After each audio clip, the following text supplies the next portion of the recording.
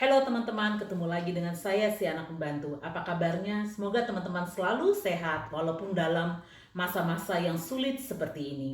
Oke, video hari ini teman-teman ya. Jadi saya itu sebenarnya mau memfollow up dari video saya sebelumnya. Kalau tidak salah itu video nomor 88 yaitu mengenai berapa atau prediksi dana yang saya akan terima dari pemerintah selama musim corona ini.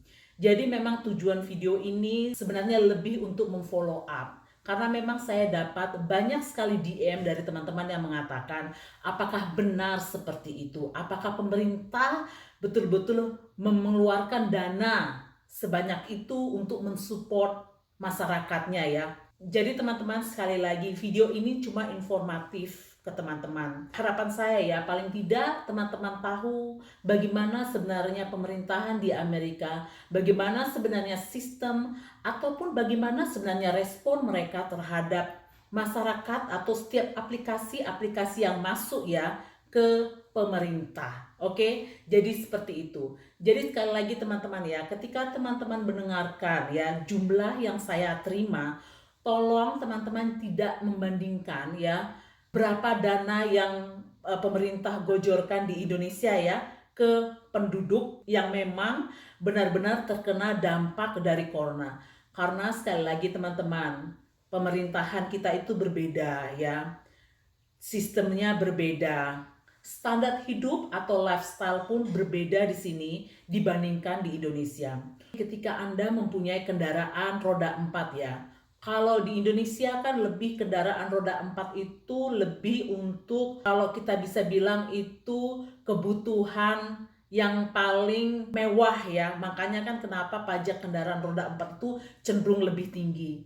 Nah, berbanding kebalik di Amerika. Karena apa? Karena kendaraan roda 4 itu sebenarnya lebih dari memang kebutuhan yang kita harus punya di sini.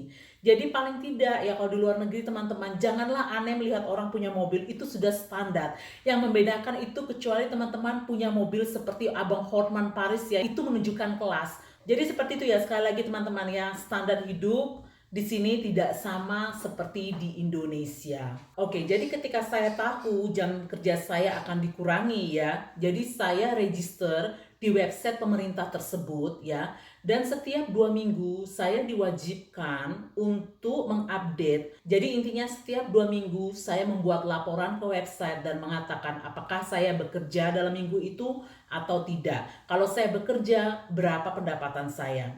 Dan juga saya harus melaporkan kalau ada income-income yang lain. Contohnya, selama musim pandemi ini mungkin saya jaga anak tetangga sebelah ya, atau babysitting. Nah, duit tersebut saya juga harus laporkan ke pemerintah ya. Simpel aja, mau potong rumput tetangga pun saya dapat duit ya, cash.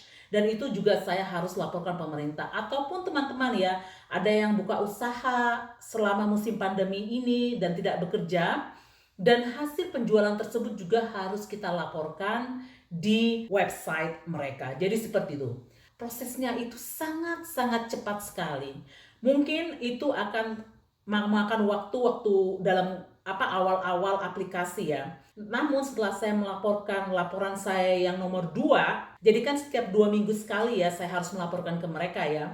Jadi mereka dapat laporan saya itu hari Selasa. Bayangkan aja Selasa, Rabu ya pada minggu yang sama sudah disetujui. Dan hari berikutnya pagi dana itu sudah ada di rekening saya. Jadi saya betul-betul ini ya impress banget, amazed gitu loh by the system ya kalau saya bisa bilang. Dan saya itu juga sangat ini ya, dalam arti sangat berterima kasih ya teman-teman. Dalam arti saya kan bukan warga negara sini ya. Saya cuma ada izin tinggal di Amerika. Teman-teman bayangkan aja ya, setiap orang tanpa terkecuali selama Anda bekerja dan Anda terkena dampak dari corona ini ya, teman-teman berhak atas dana tersebut. Walaupun teman-teman di sini sebagai ekspat atau visa kerja ya, apa saja selama Anda masuk ke sini dan Anda itu legal ya, Anda berhak atas dana ini. Terbanding kebalik ya, contohnya seperti negara maju di Singapura ya. Saya kaget banget ya ketika teman saya bilang kalau mereka itu tidak dapat dana seperti ini dari pemerintahan di Singapura. Mereka tidak dapat sama sekali. Jadi yang dispesialkan ya itu lebih dari penduduk di sana. Jadi itulah yang saya betul-betul sangat respect ya sama pemerintahan di Amerika. Jadi seperti itu teman-teman. Oke teman-teman, ini adalah bukti pembayaran ya, atau payment summary. Jadi ini adalah pembayaran detailsnya yang saya langsung print out dari website mereka.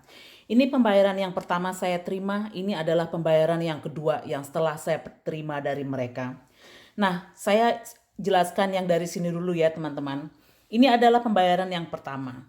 Kalau teman-teman bisa lihat ya dari video sebelumnya ya, ini adalah jatah per minggu saya, sekitar 7,5 juta.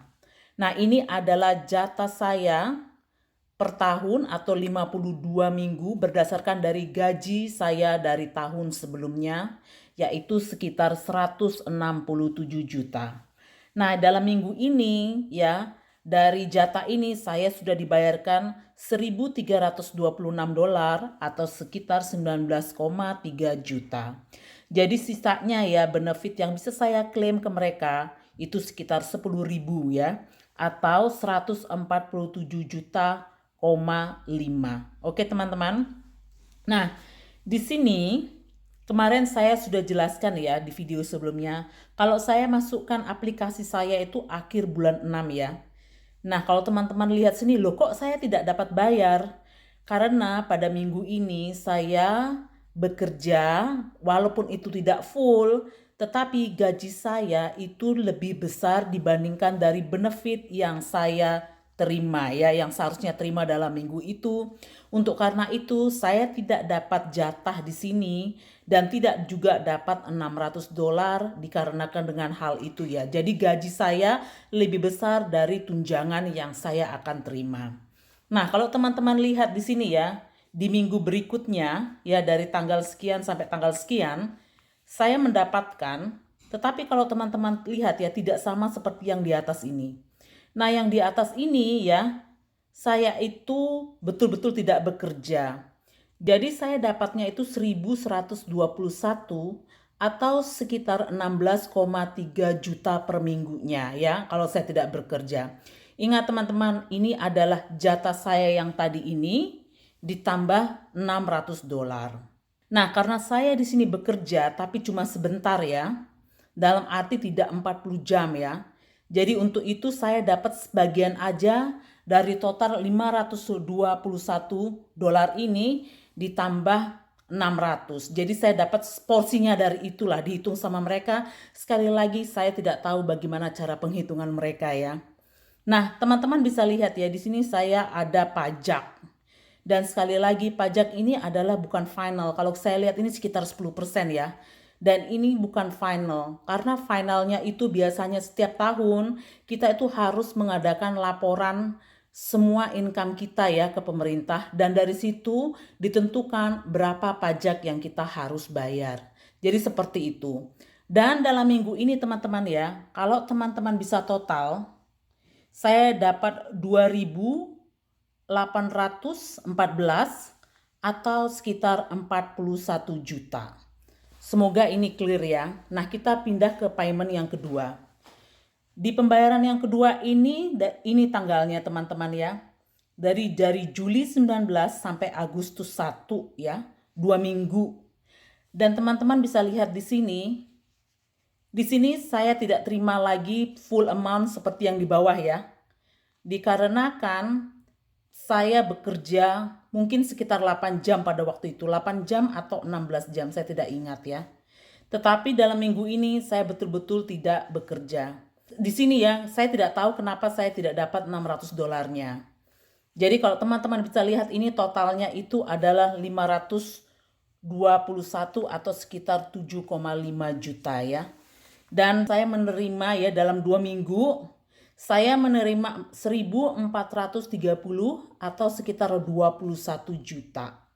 Oke, teman-teman bisa lihat juga di sini ya. Pemerintah sudah membayar saya total dari unemployment benefit saya itu sekitar 34 juta. Untuk itu, jadi ini adalah sisa yang bisa saya klaim ke depannya. Ingat, seminggunya saya bisa mengklaim cuma 521 dolar atau 7,5 juta. Oke teman-teman, semoga tadi penjelasan saya clear ya dan bisa dimengerti atau mudah dimengerti ya. Jadi yang terupdate ya, selama bulan 8 memang kita belum lagi ditentukan pemerintah ya berapa dana yang akan kita dapatkan. Apakah kita masih mendapatkan $600 itu per minggunya atau tidak? Ataukah $600 itu akan diturunkan menjadi $200 ya per minggunya? Karena apa? Sesuai dengan yang saya jelaskan kemarin, karena banyak orang yang betul-betul gajinya yang di bawah, mereka jadi tidak ada motivasi untuk kembali bekerja. Jadi seperti itu.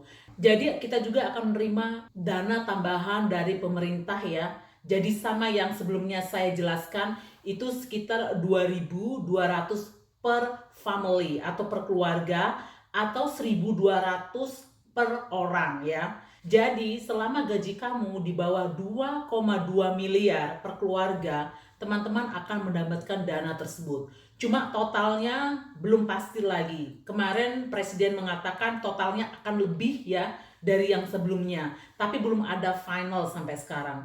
Jadi seperti itu teman-teman. Mungkin kalau teman-teman mengatakan, enak sekali ya Erna ini dapat duit dari pemerintahan Amerika.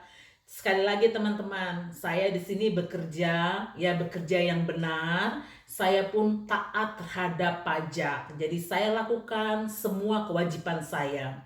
Jadi memang mungkin pada saat ini ya, pemerintah memang harus lebih membayar atensi atau memang memfokuskan tenaga dan pikiran mereka itu kepada kita. Jadi saya di sini bukan yang cuma duduk manis terus dapat duit, dapat tunjangan, tapi yang saya mau garis bawahi ya, saya bekerja ya dan saya taat terhadap pajak. Jadi selama saya bekerja, saya dan suami kami membayar pajak sesuai yang ditentukan dengan pemerintah. Jadi seperti itu. Saya pun bersyukur karena pemerintah masih paling tidak ya memperhatikan orang-orang yang seperti saya, walaupun saya bukan penduduk di sini. Oke teman-teman, semoga penjelasan saya jelas ya. Sampai ketemu di vlog-vlog berikutnya. Goodbye.